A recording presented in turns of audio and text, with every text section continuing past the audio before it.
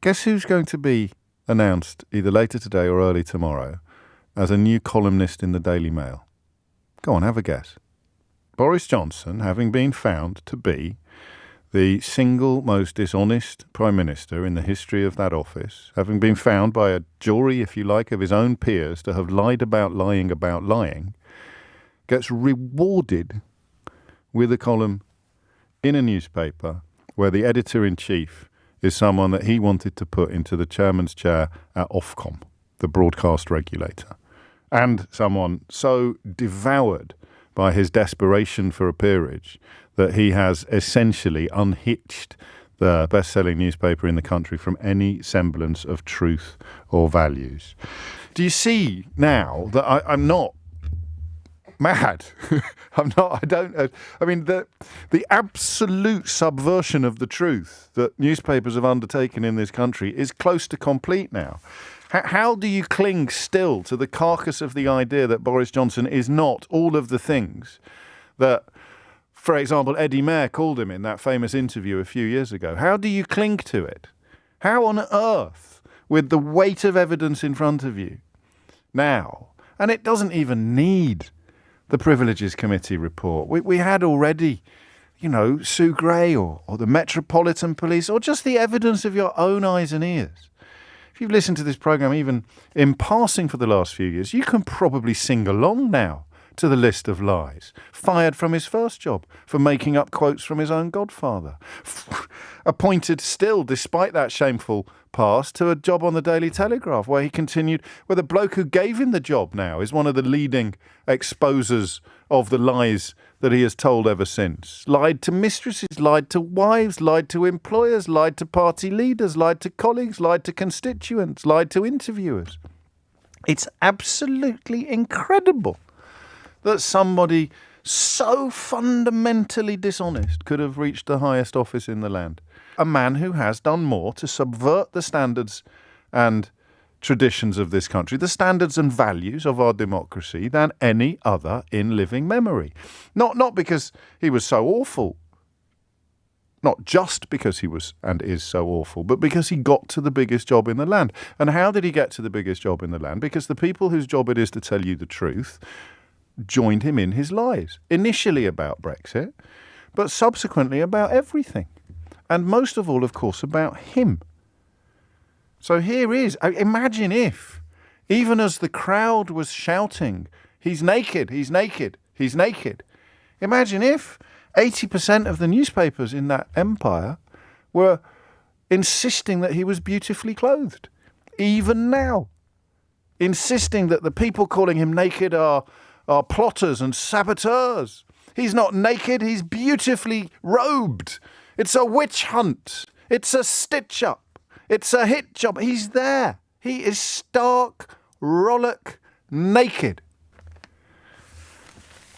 So the Daily Mail have decided to give him a newspaper column, just as they've given one to Nadine Dorries. Arguably the two most ridiculous politicians in an incredibly crowded field, rewarded for their idiocy and dishonesty, actually rewarded for it.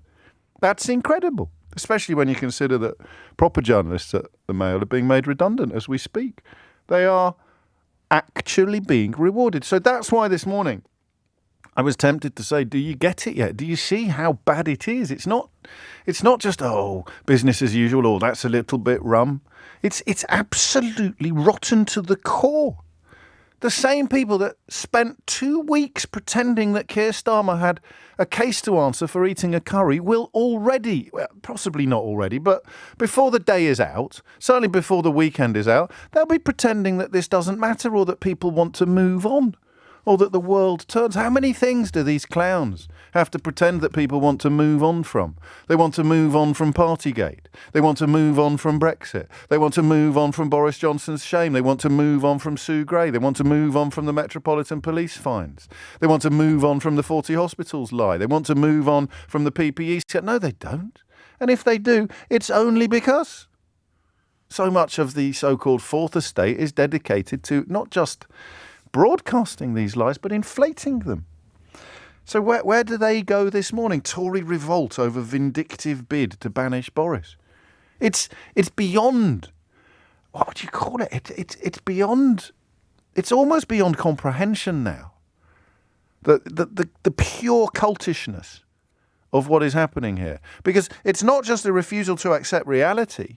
That you could just about understand. This is beyond sticking your fingers in your ears and going, la, la, la, la, la, don't want to talk about it. This is actively doubling down on the deceiver, promoting him, not just defending him, but promoting him, hiring him, signing him up. And the same with Boris. This desperate need to return constantly to the trough and feed more on his lies, and then regurgitate them, and then repeat them, and then defend them, and then insist that he's a man more sinned against than sinning. It's incredible, right? It doesn't make sense. You saw it a little bit with the last leader of the Labour Party, just an utter inability to acknowledge observable truth. In his case, basic unelectability. In Boris Johnson's case, base immorality.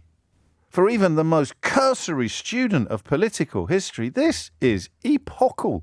This is chapter-level stuff in histories of British politics. This is Anthony Eden, Neville Chamberlain, Lord North. This is the catalogue of the worst ever prime ministerial moments.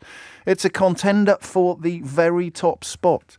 And still these people pop up to defend him. And still people invite them. Kit O'Harry, Jacob Rees-Mogg, Nadine Dorries, Brendan Clark-Smith. It's incredible.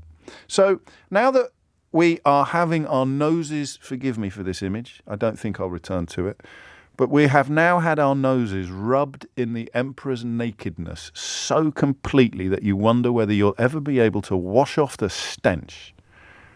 What the hell explains the Daily Mail giving him a column?